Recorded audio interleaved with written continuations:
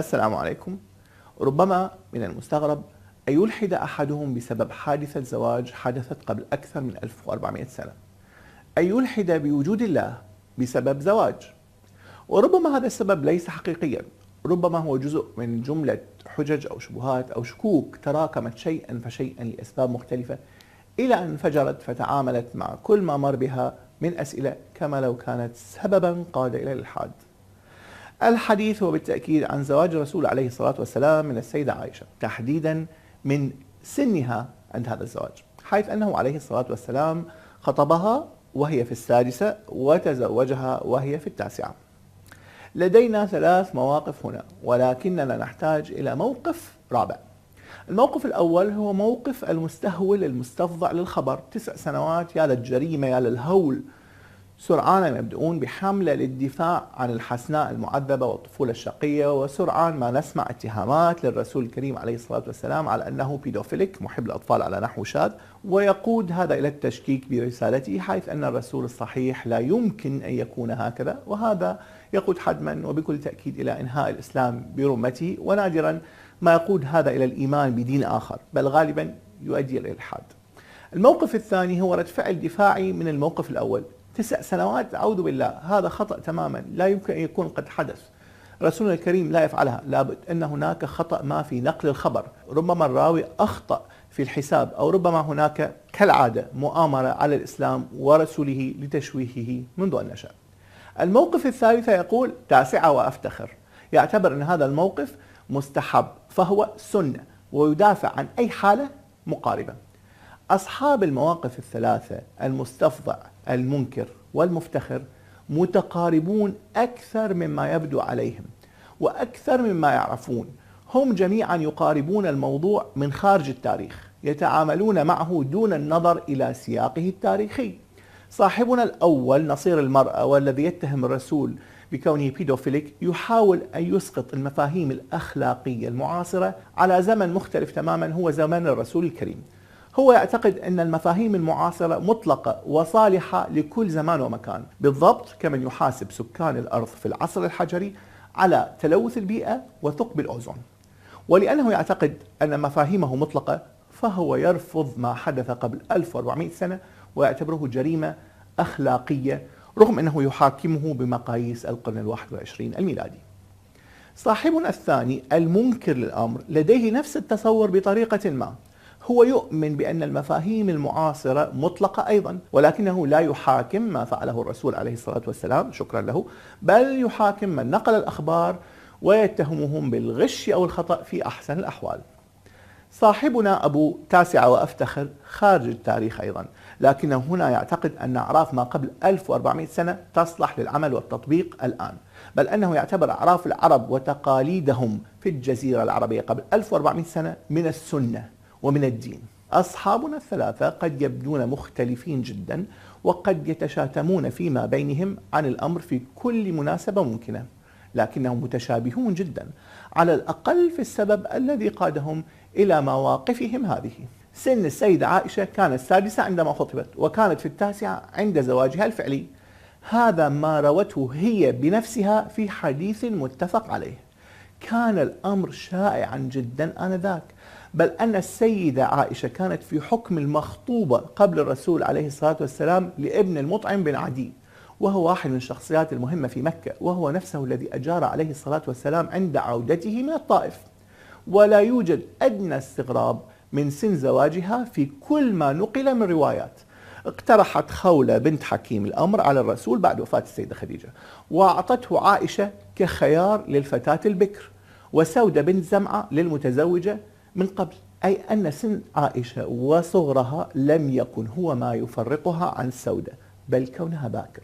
كذلك كان واضحا في تفاصيل الخطبة في نفس المصدر، وهو صحيح على شرط الشيخين، أن زواج الرسول منها قد أشكل فعلا على أبي بكر، ولكن ليس لصغر سنها، بل لأن أبي بكر اعتقد أن أخوة الرسول له في الإسلام تمنع هذا الزواج، أي كما يحرم الزواج بين العم وبنت أخيه. كما ذكرت رومان بموضوع المطعم بن عدي، وأشارت إلى ضرورة تسويته. بعبارة أخرى، خطوبة من هي في السادسة كان أمرا مقبولا حسب أعراف العرب أو أعراف قريش على الأقل في تلك الفترة، ولم يكن الأمر يعد جريمة أو عيبا أو منقصة، ولو أنه كان كذلك لاستخدمه أعداء الرسول آنذاك لتشويه دعوته وصرف الناس عنه، لكنهم رغم شدة حربهم الكلامية ضده واتهامهم له بالسحر والجنون، لأن هذا الأمر لم يتطرقوا له لأنه كان أمرا مقبولا تماما في أعرافهم. بالضبط كان الزواج مرتبطا بسن البلوغ الفسيولوجي، ومعدل سن البلوغ الفسيولوجي يتغير من مكان إلى آخر ومن عصر إلى آخر. سن البلوغ الفتيات في الولايات المتحدة اليوم هو بين 11 و 12، وكان قبل 50 عاما فقط 14. علينا أن ننتبه أيضا إلى أن الزواج ربما لم يكن مرتبطا بالفسلجة والبلوغ والجنس وإنجاب الذرية فقط، بل كان التصاهر وسيلة للتحالف بين العشائر أو البطون المختلفة ضمن العشيرة الواحدة لتقوية الروابط، وهذا الأمر لا يدقق كثيرا في فسلجة الفتاة أو حتى في كون الفتاة قد تزوجت فعليا أو لا، فالتبكير يحقق الرابطة العشائرية بكل الأحوال. كما أننا اليوم لا نعرف كم كان حجم ظاهرة وأد الفتيات آنذاك، لكن من الطبيعي أن تؤثر الظاهرة على نسبة الفتيات، وبالتالي تجعل من زواجهن أو خطبتهن المبكرة نوعا من التنافس الطبيعي بمواجهة قلة عدد الإناث. وعلى قدر ما يستهول الأمر اليوم فإنه كان عاديا آنذاك، والحقيقة أنه كان كذلك حتى فترات قريبة جدا في أماكن مختلفة من العالم.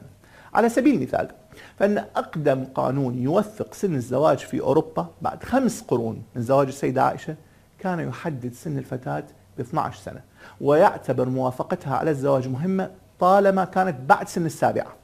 كذلك الكثير من الشخصيات النسائية الموثق سن زواجها حتى القرن السادس عشر 1700 ميلادية كانت في سن ال9 عندما تزوجت، وقائمة المتزوجات الصغيرات طويلة جدا في تاريخ الحضارة الغربية، بل أن التشريعات السارية في بعض الولايات الأمريكية حتى الآن والتي تحدد السن الأدنى للزواج ب 13 سنة لم تتغير إلا في 2016 السنة الماضية. وكذلك فإن 3 ولايات لا تزال حتى الآن 2017 تحدد السن الأدنى للزواج ب 14 للفتاة، وولايتان تحدد السن الأدنى للزواج القانوني ب 13. ماذا عن أصحابنا ممن ينكرون الأمر برمته وهم يعتقدون أنهم يحسنون صنعا؟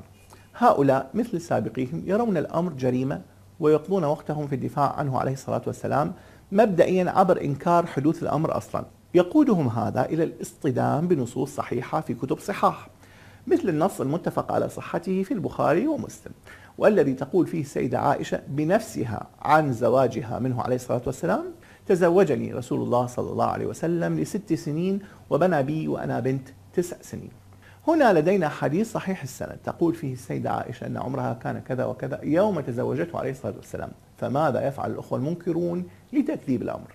أولا، لديهم خبر هنا أو هناك من أن السيدة عائشة كانت تصغر أختها السيدة أسماء ب10 سنوات، والخبر لا يملك سندا بل هو مما يرويه القصاص، فالفرق بين عمر الأختين لم يكن مهما يومها لكي يوثق عبر سند صحيح ورواية حديثية. وهم يربطون بين هذا الفرق غير المؤكد وبين خبر آخر أيضا بلا سند ولا توثيق، وهو أن عمر السيدة أسماء كان في 27 عند الهجرة، مما يعني أن السيدة عائشة كانت في 17 أو أكثر عند زواجها منه عليه الصلاة والسلام.